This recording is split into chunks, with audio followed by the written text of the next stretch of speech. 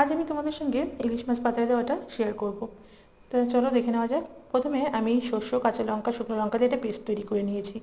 এরপর মাছগুলোর মধ্যে সেই শস্য পেস্টটা দিয়ে এর মধ্যে পরিমাণ মতো নুন ও হলুদ আর সর্ষের তেল দিয়ে ভালো করে মাছটাকে মাখিয়ে নিয়েছি।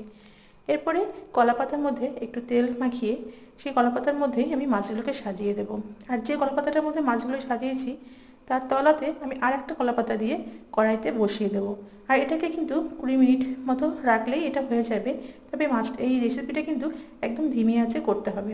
বেশি যদি আঁচ দেওয়া হয় তাহলে কিন্তু কলা পাতাগুলো পুড়ে যাবে এবং মাছগুলো নিচের থেকে ধরে যাবে। তাই অল্প আঁচে এটাকে করতে হবে। এরপরে মাছটাকে আমি নামিয়ে নিয়ে উপরে আরেকটা কলা পাতা দিয়ে আমি এটাকে উল্টে আরেকটা পিঠও হতে দেবো। এটাকেও আমি মোটামুটি 20 মিনিট মতো রাখলেই আমার এই মাছ পাতাটা দুপাশই হয়ে যাবে সুন্দরভাবে। তো বন্ধুরা, তোমরা দেখো আমার মাছ পাতাটা পুরোপুরি রেডি হয়ে গেছে। তোমাদের রেসিপিটা কেমন লাগলো অবশ্যই কমেন্টস করে